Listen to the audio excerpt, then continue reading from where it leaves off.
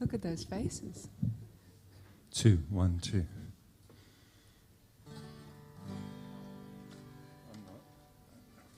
How's the temperature? Is it a bit cool, or are you generally okay with the temperature on the aircon? You can be honest. Who says it's a bit cool? Let me know. Okay. There's a few people say it's a bit cold. So you have to see Jiva about that. What we could do is maybe turn off the aircon at the back, and people who are cold can sit in those back rows, and people who are hot can come down the front with us. 2, 1. Ah, Krishna, Krishna, Krishna.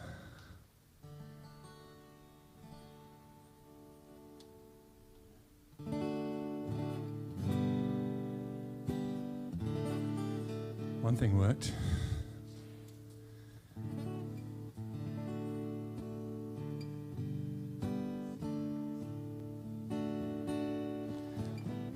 I said there'd be about 10 people here tonight.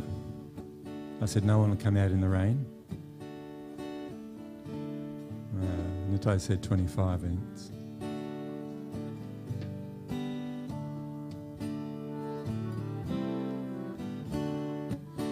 Madana Mohana Murari, Madana Mohana Murari, Madana Mohana Murari, Madana Mohana Murari, Madana Mohana Murari, Madana Mohana.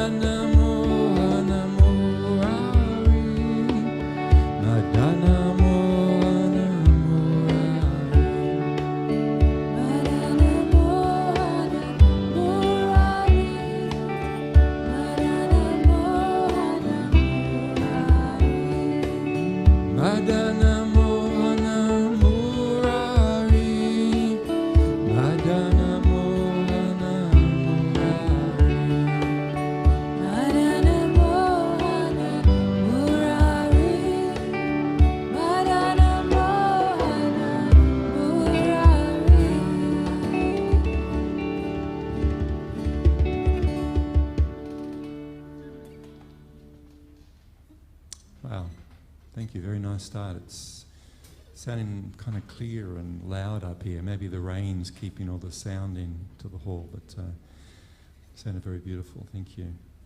So tonight, we're not having the guided meditation just for tonight, because I felt like having another kirtan instead, so I hope that's all right. So we'll have an extra kirtan tune tonight. So Madhilila's going to take us in the next one, and then we're going to have the usual talk after that, and then have a whole hour of kirtan just to wrap up the evening. So.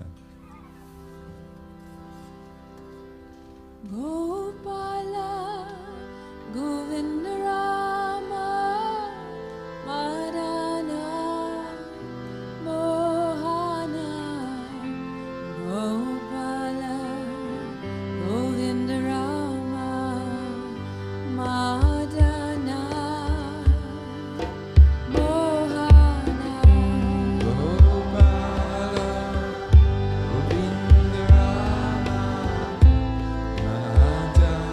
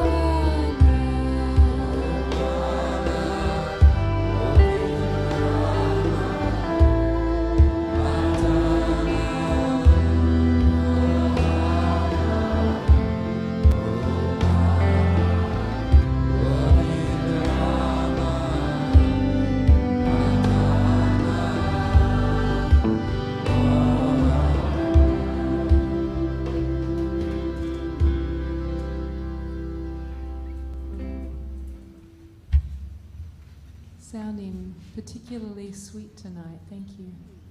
We're feeling a little nostalgic because this is our second to last night, probably, in Fragile Hall, where you may have heard we're moving to a new, beautiful location, and renovations are full steam ahead.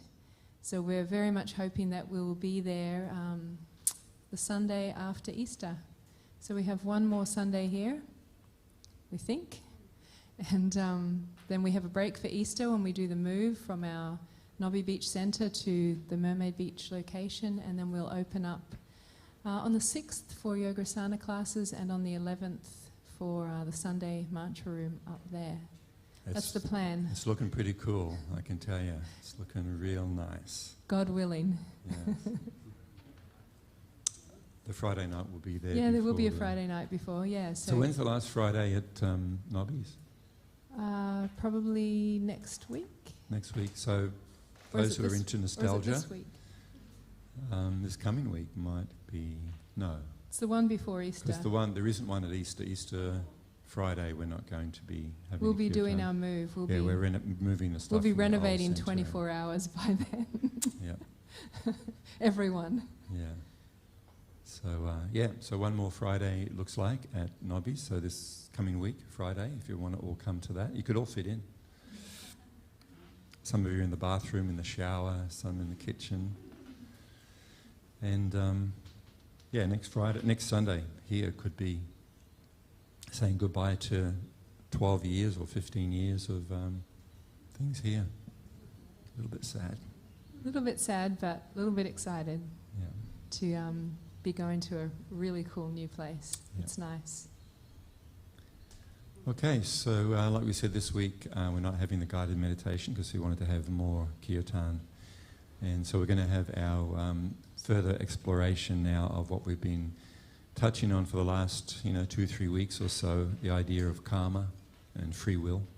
And we also had a question from a friend, an online viewer from Sydney, has put through a question in connection with this idea of karma and free will also. So we'll be addressing that question. Okay, is that all right? So, and even tonight, if there's anything, I know a few people said they might actually have some follow-up questions to this idea that we've been exploring of free will and karma. So we can also open the floor up tonight to clarify as much as I can, this whole idea and how it impacts into our life, and most importantly, how we can actually change our destiny. We can be the masters of our destiny. Okay?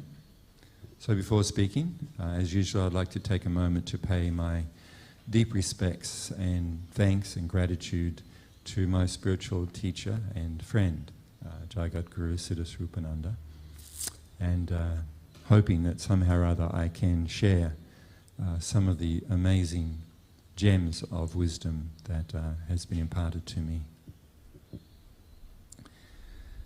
Namo Vishnu Padaya Krishna Prestaya Bhutale Srimati Siddhaswarupananda Paramahamsa Iti Namini Shri Krishna Chaitanya Prabhu Nityananda Shri Advaita Gadadha Shivasati Gaur Bhaktivinoda Hare Krishna Krishna Krishna Hare Hare Hare Rama Rama Rama Hare Hare. So again, we'll just do a little recap because not everybody has been here through the whole series, and our memories are imperfect, so we can have just a little summary and then move into the different things we wanted to explore tonight. So at the basis of this understanding of karma is it's rooted in the reality that we are eternal living beings, that we are not this temporary body that we are all walking around in. This body is actually just like a hunk of meat. It's a carcass. And we are more than a hunk of meat. We are more than a carcass. We are the eternal, wonderful, beautiful living beings, part and parcel of the supreme living being, the supreme soul, only temporarily walking around in this particular body. And this particular body has different identities, temporary identities connected to it, such as man, woman, young, old, American, Chinese, Japanese, whatever it might be. And the different ages of this body are also not us. This body may be 15, it may be 50, it may be 70, but we are none of these things. We are not 50, we are not male, we are not female, we are not Australian, we are not American. These are labels that are on these clothes which we are wearing. And in the same way that I am not blue, my identity is not a bluey denim because I have a blue denim shirt on. And I'm also not Sri Lankan, which is the place where this shirt was made. Is that understandable? I'm not Sri Lankan. My shirt was made there, but I'm not my shirt. So therefore that's not who I am. So similarly, these bodies which we're walking around in are also like clothes which we wear. They actually are not us. So we are the eternal spirit soul temporarily residing in wearing these particular clothes. When this body or these clothes wear out, what do you do with your clothes when they wear out, or you outgrow them, or they're too big? What do you do with them? Do you keep them? Does anyone here still have the clothes they first went to school in? You know, when you were 5 years old and you went to school, did you keep them? No, because what are you going to do with them? They're useless. They're worn out, probably all ripped and torn, right? So we throw them out. We discard them and we move on and we put on another, we wear some other clothes. Is that simple to understand? Easy to understand. Similarly, the clothes which we think is us, this body, when it is worn out, we discard it and we put on another set of clothes. This is known as reincarnation or transmigration of the self from one body to a new body, just like taking off one suit of clothes and putting on a new suit of clothes. So before we were wearing this particular suit of clothes, which you now have, you were wearing different clothes. Some people refer to this as being a previous life, right? Is that understandable? But actually there is no previous life. Life is continual. You are eternal. There was never a time that you did not exist. Never, ever. And never in the future will you cease to exist. So it isn't a matter of having different lives. There is only one life, our eternal existence. But we wear different types of clothes at different times in our journey in this world. It's really important to understand that distinction. You did not have previous lives as if there's something completely different from who you are. You are always you, and you have different bodies and different experiences that you have in these so-called different lives. Is that clear? Is that understandable? So before this particular experience, this part of the journey that we're in now, we have had previous journeys. Now, I'll use the word lives just to, for speech. In those previous lives, we have all engaged in different activities, both good and bad. We have harmed others with our words and our actions, and we have cared for and helped others with our words and actions in this life and in previous lives. Is that also understandable?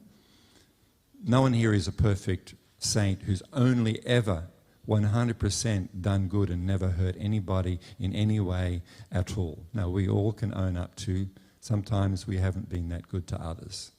That includes living beings in animal bodies, etc., not just human bodies. So in those previous lives, we engaged in different activities, and for every activity we have engaged in this material world, there is a resultant reaction to them. As it is very succinctly and perfectly put in the Holy Bible, as you sow, so shall you reap. So the converse of this is, as we are reaping, so we must have sown.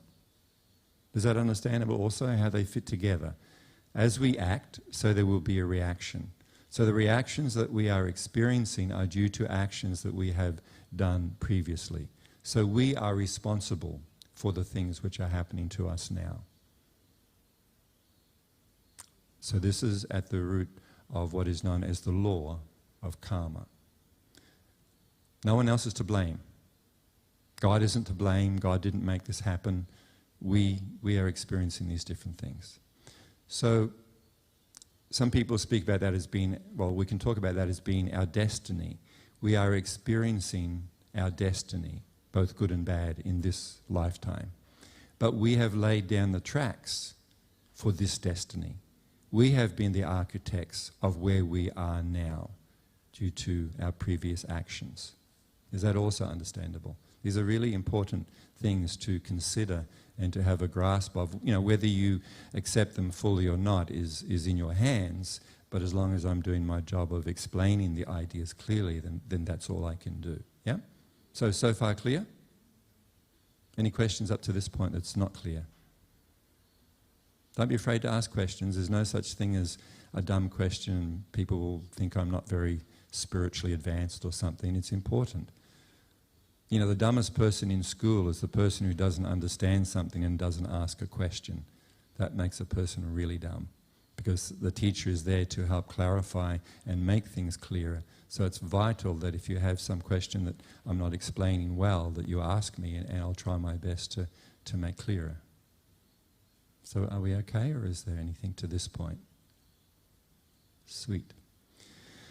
So we also spoke about how, although we are eternal spiritual beings, we are not the supreme being. You are not God.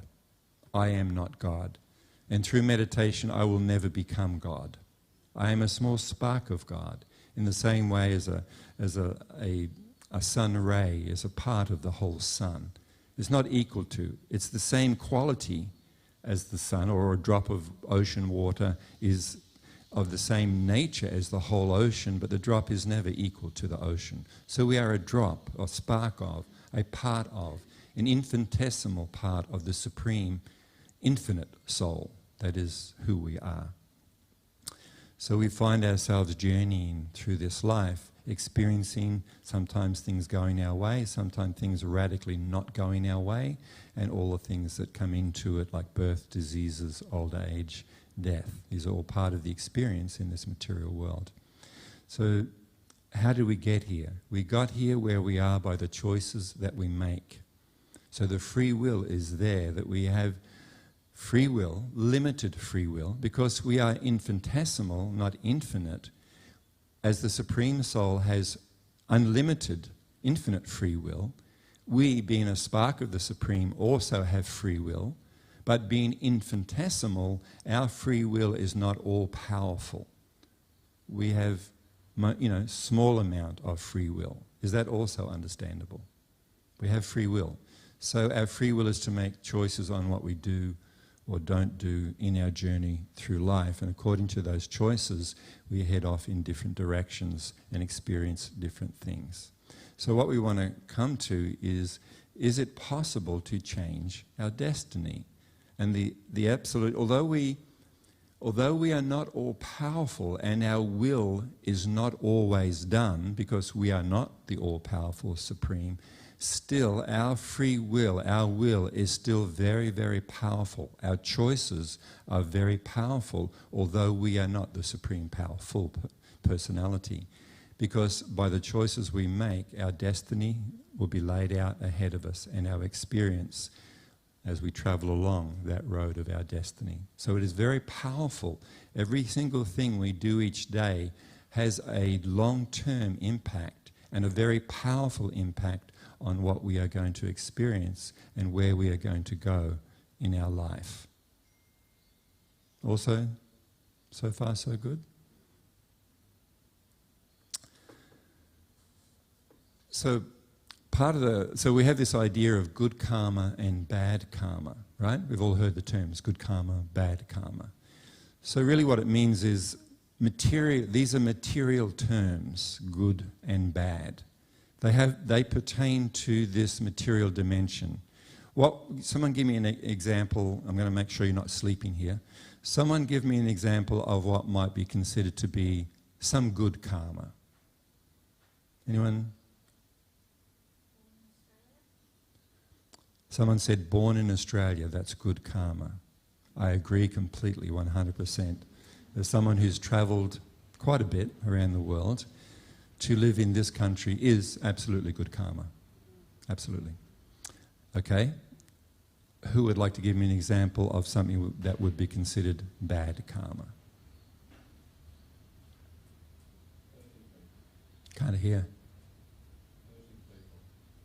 No, bad karma that I'm experiencing.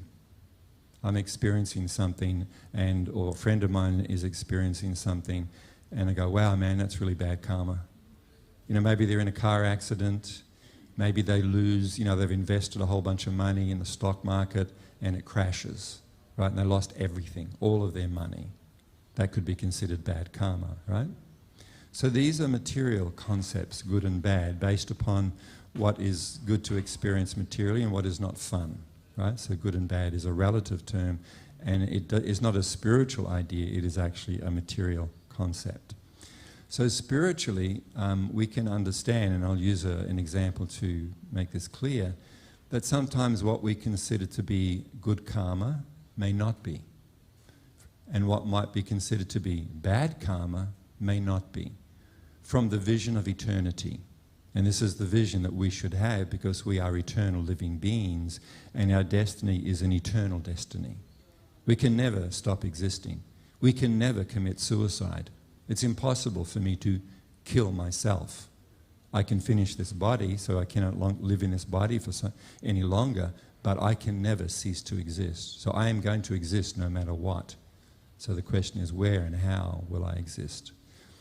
So generally people look at their life and they look at the term of, this is good, these good things are happening to me, or these bad things are happening to me.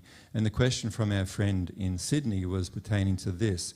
Is basically, I'm sorry I didn't have the question with me, but basically the idea is, you know, if someone, you know, is adopted, you know, they're not with their natural parents, they're adopted in this life, would that be considered to be bad karma? If you're adopted, not with your natural mother and father. Well, you know, even from a material point of view, well, it all depends. You know, if you're adopted by someone who's quite well off and is very loving and caring, well, that's good karma. But if you're born, you know, if you're adopted by a family that's not very well off and not very caring and loving and are abusive and things like that, well, it's bad karma. But in and of itself, being born, you know, being adopted is neither good nor bad karma. It's just what it is. You know, it's just kind of how we have arrived in this particular experience that we have now. And the mode of entry is basically irrelevant, you know, how we actually got to be. What's important now is what we do with this opportunity that we have, because whether we came in through adoption or this or surrogate or whatever it might be, this human form of life has the potential so that I may actually get off of the wheel of birth and death, the wheel of karma. This is the greatest opportunity and the most precious gift that a living being can get in their sojourn through this material world, is to have the opportunity of a human life, a human birth. Because in this human birth, you know, we have the same, we do the same things that animals do, right, which is eat, sleep, have sex, and fight, argue, protect ourselves, right? Eating, sleeping, mating, and defending is how it's described. Every human being pretty much does that, and every animal does that. So we don't need a human life to do those things. You know, we might have sex in a bed instead of on the road, or not, you know? And we might eat with a knife and fork instead of slopping in a feeding dish. But it's still basically the same experience. So what is different is, in the human form of life, it's the platform, the takeoff point where we can actually transcend or stop this repeated cycle of birth and rebirth and diseases and old age in between those things. So this is actually very, very precious, and it is very unfortunate that, I was going to say most people, but I don't know most people, many people only engage in those 4 animal activities without pursuing the higher goal of human life, which is to ask the questions, who am I? Why am I here? Why am I suffering? Am I able to stop this suffering which I don't want? Is there, you know, what is my real nature? Is there life after this life? This is the purpose, to cultivate spiritual consciousness or God consciousness. This is the purpose of your life and of my life. At least this is the opportunity that we can make this the purpose of our life. And in that way, this life is not wasted, because it will come to an end quicker than we imagine.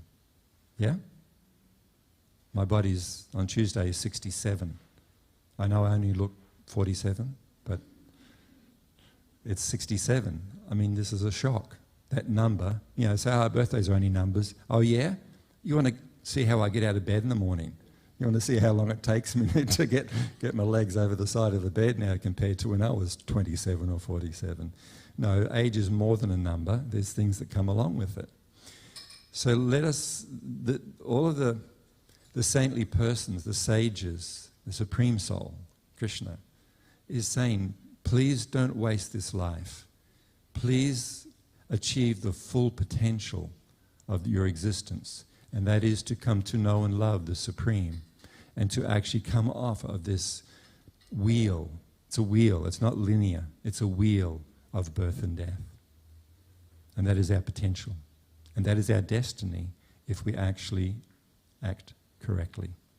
So exactly how we got here is actually irrelevant, to answer the question of our friend in Sydney. It is like this. We find ourselves, and this is how it's described in the yoga text, that this world is an ocean of suffering. This material world is an ocean of suffering, with a little bit of happiness here and there, material happiness. There's a nice example given, again, in the Vedic text. The nature of the happiness we find here, which we strive for. At least our spiritual teachers have used this example. Back in the Middle Ages, they had this really cruel way of punishing criminals, and probably witches as well. I'm not sure if you know anything about Monty Python. But anyway, what they would do is they would tie someone to like a wooden chair, and this big contraption thing, and they would submerge them in water, like in a river or somewhere like that. They're tied to the chair. And they would keep them under the water for quite a while. And just at the point where they're probably about to drown, they would pull them up out of from the water. And of course, what do you think the person did when their head rose above the water? Right? But what would they do? After they gasped that one gasp of air, they would put them under the water again and keep them under there until they're almost about to expire again. And then the person would bring them up again and then and put them under again. So this is how it's described. The pleasure and the happiness that we find here are akin to that. Yes, there is some here. There is pleasure here, absolutely. And there is some happiness here, kind of. But when you compare it to how much suffering there is in the world, that happiness that we experience is like that gasp of air. It's not much at all compared to the whole time. So why stay here? Why make this the goal of our life, is to have a gasp of air every now and again, and the rest of the time we're a hard struggle for existence? An intelligent person sees, no, there must be more, and asks that question. So, how can we... So, in this ocean, to come back to this idea, this ocean of suffering, exactly how we fell into the ocean is not relevant, because if you look around the world and you look at your life, you will see, yes, this is true. What he's saying, I don't want to admit it. I don't like to see it that way. I like to see my life differently, but this is actually how it is. Then to get out of this, it's like being in the middle of the ocean somewhere on your own, and you're going to try and swim to shore. Good luck. You're not going to be able to do it. The waves are too big, it's too cold, it's too far, and it's too deep. You cannot do it on your own. You need help to get out of this ocean where you find yourself. So if you're in that ocean and a life raft comes along, or someone comes along in a helicopter who's been looking for you and they drop a ladder down, you're not going to be asking the person, well, how did I get here in the first place? You know, I don't remember how I got here. Can you explain to me exactly, you know, did I come like this or did I come like that? If you're actually aware of your drowning condition, you're just going to jump onto that life raft, or you're going to grab hold of that ladder that the person from the helicopter is giving you. This is what we can do. This is how we can change our destiny. By holding on to, grasping onto the life raft of all of the ways in which the Supreme Soul, Krishna or God, has given us our life raft in the form of the teachings, of such as Krishna's teachings in the Bhagavad Gita. In there, he gives us the life raft of this wisdom of who we are, what the real purpose of life is, what the nature of work and action is and karma, and how we can actually transcend this cycle of birth and rebirth. What is our real nature? Where is happiness to be found? What is real peace? What is real joy? What is real happiness? So the life raft that we can grab hold of is actually the life raft of Krishna's instructions. This is one life raft. Another life raft that we have are the saintly persons who actually come to this world, such as Lord Jesus Christ and other great saints who come to say, this world is not your home. Don't build your home on the sand, on the beach at low tide. It will be washed away. And the greatest of life rafts which we have are the holy names of the Supreme, as we are chanting tonight. Because through this, the practice of bhakti, or devotional service to the Supreme, we can actually purify our life of all previous karmic reaction.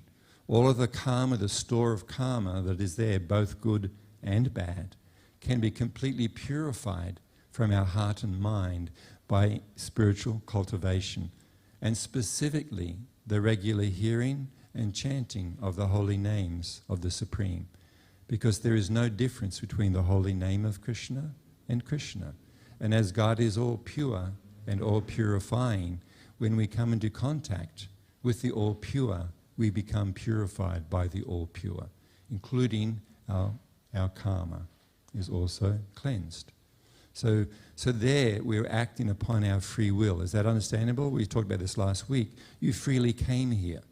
No one forced you to come here. So by the powerful choice, use of your free will, you have actually come here. Is that understandable? And therefore you are now influencing your future destiny. You are cultivating a spiritual destiny. So maybe, this is kind of going on. Is this okay? Is it worthwhile understanding or hearing, at least hearing these ideas? So it's a little bit like this. You know how, was it Shakespeare who said something like, all the world's a stage and we are actors on it? Something like that? Is that true? So I want to use that as an example if I can. So when there's a play, it means there is it's already scripted and blocked out. There's dialogue involved, right? And there's a certain message that the playwright is trying to get across, and it starts at a certain point, and the play always ends at the same point, whatever the point is that the playwright made. Is that understandable? So you can say there's a predestination for how the play's going to go, and the actors all have their dialogue to say. So when we choose, so we can look at our life in that context of Shakespeare. The world is a stage and we are actors on that. So we have our destiny, like the play, there is our destiny, whatever that destiny may be, some good, some bad. So that play of our destiny is already in place, just like the play script is already there. But the beauty is that the power of our choice is that we can change the play, that we can change the dialogue so that the outcome of the play will be different just according. So in other words, the actors have the power to change the script. You know how they have, I remember our son had, there used to be these adventure novel things where there's a certain story and you get to a certain point, you have to choose, are you going to do this or are you going to do that? And if you choose to do this, then you go to page so-and-so. Or if you choose to do that, you go to a different page. You all know what I'm talking about like that? So in that sense, there's, they have the free will to take this choice, or we're going to head down that path or that path. So similarly, in a sense, we can see our life in the same way. Once we understand our true spiritual nature, then we can also make choices which will change the play, the outcome of the play. So what are those choices? To get onto the life raft. And what is the life raft? Because I've been speaking for a while, I want to read some nice things from Krishna in the Bhagavad Gita, and this will give us the clue.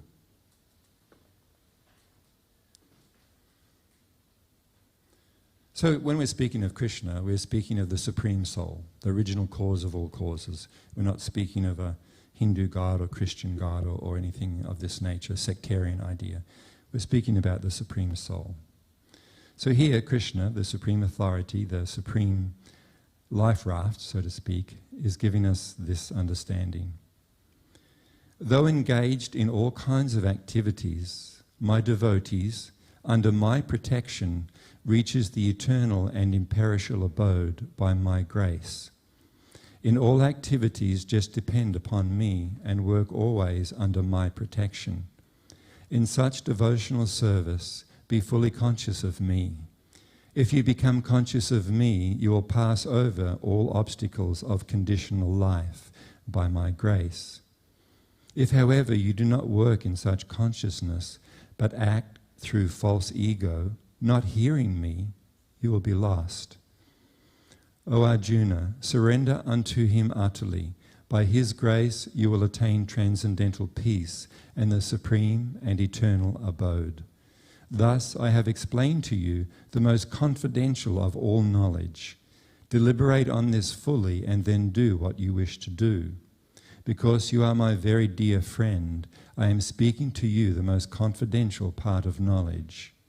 Hear this from me, for it is for your benefit. Always think of me and become my devotee. Worship me and offer your homage unto me. Thus you will come to me without fail. I promise you this, because you are my very dear friend.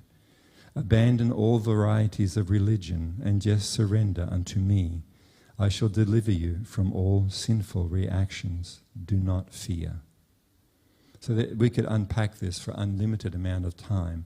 But basically, by following the guidance, the instruction of Krishna here, which is encapsulated by Lord Jesus Christ when he was asked, what is the foremost teaching that you have come to give us? In which he replied that you love the Supreme Soul with your whole heart, with your whole mind, and with your very being. This is the first and foremost commandment. And the second is that you love others as much as you care for yourself. So right there, this is the life raft. When we actually are engaged in our natural condition of loving devotion to the Supreme, when we take shelter of the Supreme instead of taking shelter of our mind and our desires and the stream of material life, in such a case, in such an activity, in such a consciousness, we are acting according to our real nature.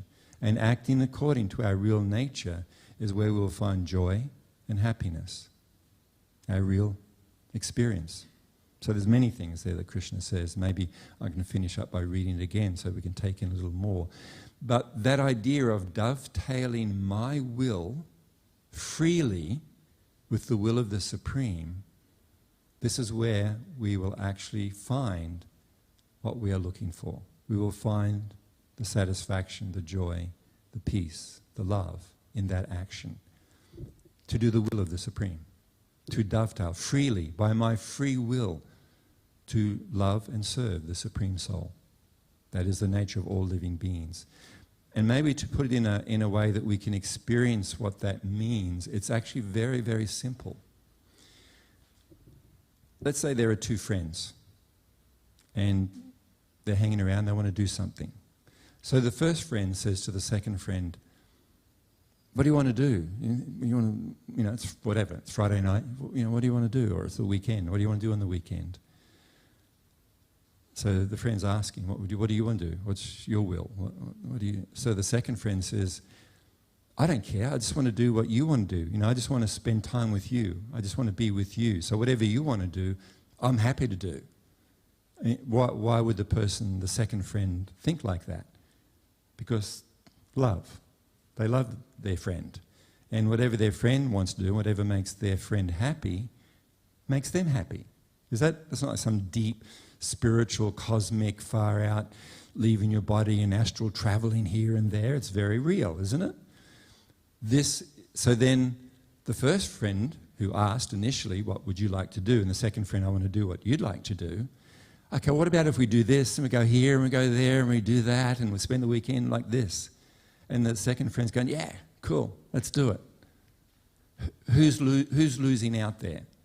Is any one of those two friends the loser, or are they both happy? And in other words, both of their will is being done. Is that understandable? It's important. This is the key point. The first friend asks, what do you want to do this weekend? So he or she is saying, I want to do what you want to do. And the second friend is saying, look, I just want to be with you. Whatever you're doing, I'd be happy to do that. And the first friend's, okay, well, let's do this. So both friends are getting their will done freely. No one's being forced here to do anything in that example. Is that understandable? This is what Krishna is saying here, and this is what the saintly person are trying to encourage us. If you do the will of the Supreme, and as Krishna is saying here, because you are my dear friend, I'm giving you this guidance. Under my protection, you'll go beyond this conditioned life of repeated birth and death. So this is how we can completely and radically change our destiny. So our destiny, our future, like the play, we use the example of the play and the changing the dialogue and therefore changing the outcome of the play, is in your hands. Spiritual cultivation is in your hands. To choose to engage in those activities that will help you progress is your free will to do or not to do that. To engage in activities which will take you in a different direction is also your free will. So some things will help me go towards that destiny, and some things will take me away from that destiny. So this is how our life and our destiny is in our hands. And the easiest way to purify our consciousness is through hearing and chanting and meditating on the holy names of the Supreme. And this is the major way that we can actually completely change our destiny. So not only do we transcend the cycle of birth and rebirth, which is impossible to do on our own, in the same way as it's impossible to swim from the middle of the Atlantic Ocean to the shore on your own. You cannot do it. So we can, in that way, with the help of the Supreme, by, as Krishna says, give up all religion. Just come under my protection, which means under my love and under my direction. And you'll very easily cross over this ocean of material existence. In fact, it's described by the saintly persons who have done this, who have surrendered to the Supreme in this way, that this ocean of material, it's an ocean of suffering, which we cannot overcome by our own. We cannot step over it or ignore it. But for someone who has actually taken shelter of the Supreme Soul, this ocean becomes just like water in the hoof print of a calf. You can very easily overcome the water in the hoof print of a calf. And this is how easy it is to overcome this ocean of suffering when one actually comes under the protection of the love of the Supreme. So there's quite a bit there to think about.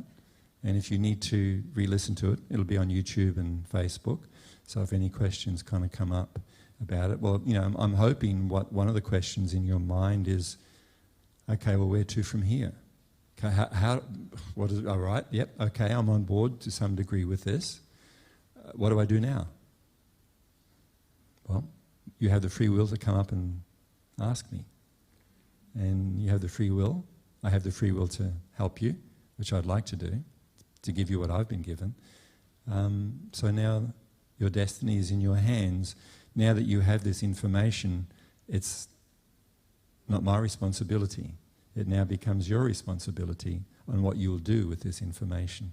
Thus, your destiny is in your hands. Thank you very much.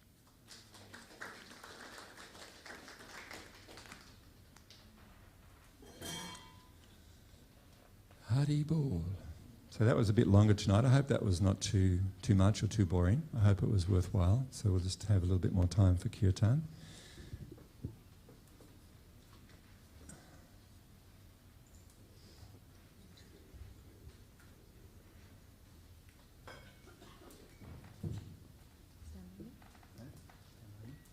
Alrighty.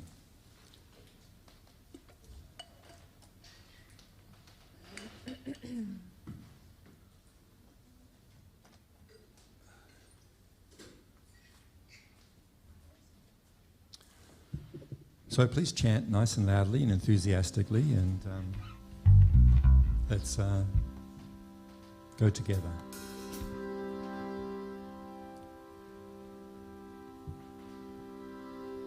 Hare Krishna, Hare Krishna, Krishna Krishna,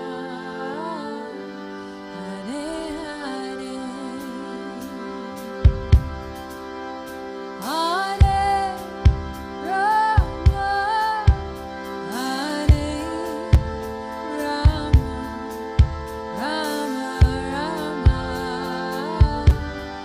Hare Hare.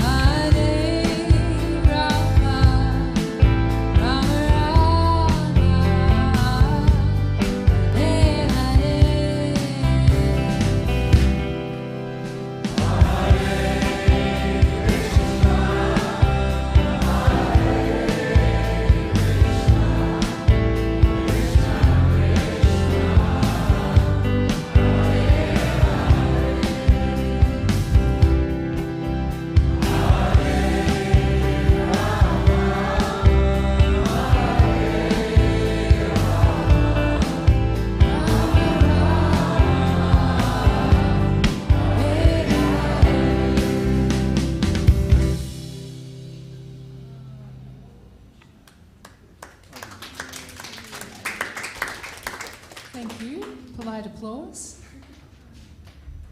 They're immersed.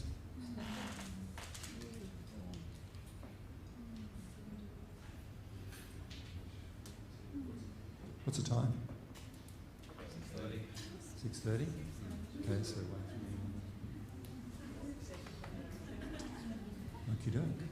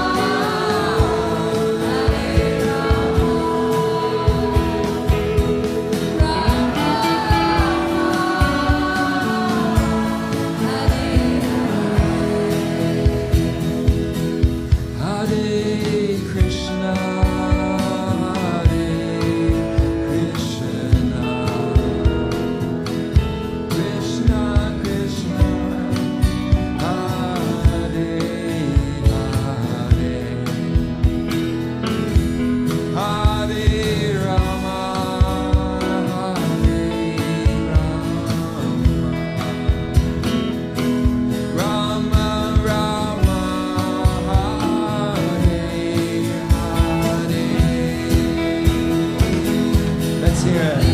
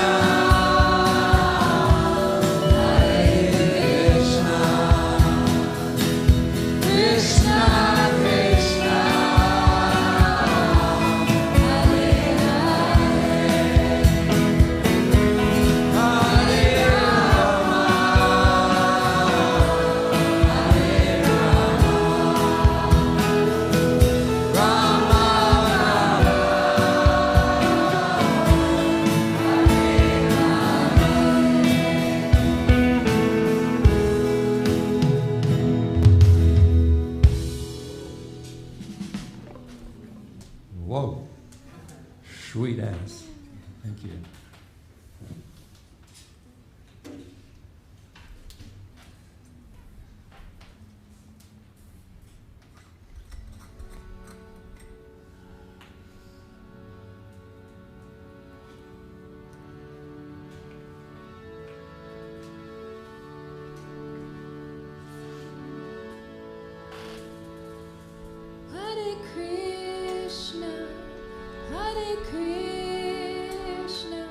Krishna Krishna, Hare Hare, Hare Rama, Hare Rama, Rama Rama, Hare Hare.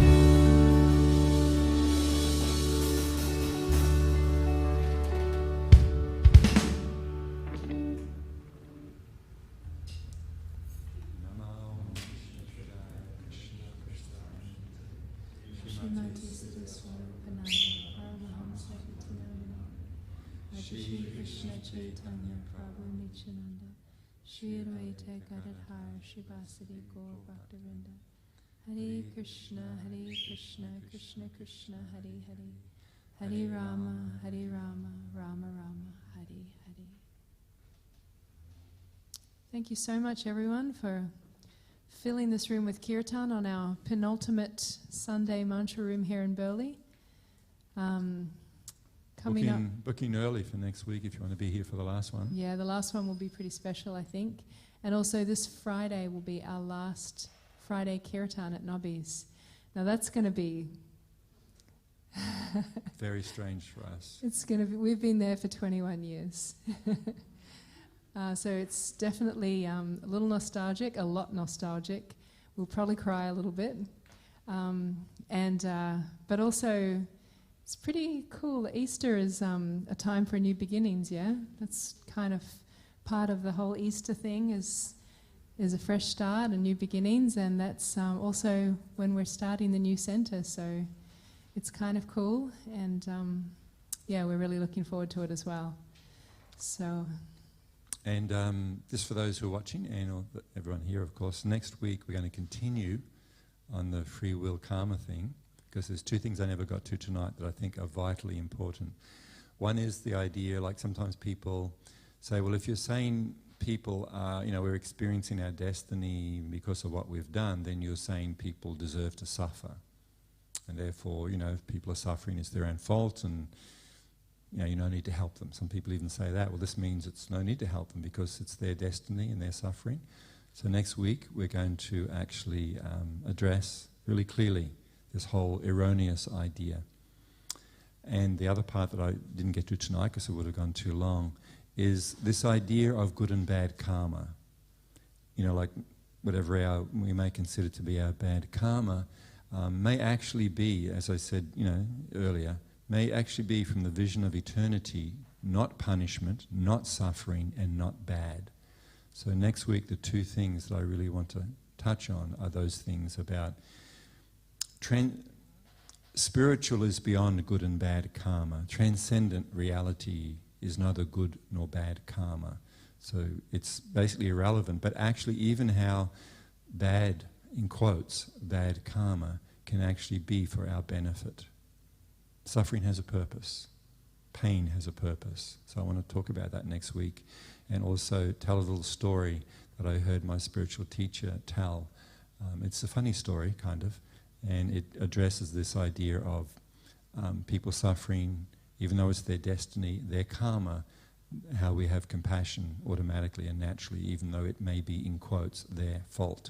So it's not victim blaming or anything like that at all. In fact, you'll find it very wonderful, this whole idea. So next week, come along or tune in and we'll explore even further. Thank you very, very much, everybody. Thank you. Haribol.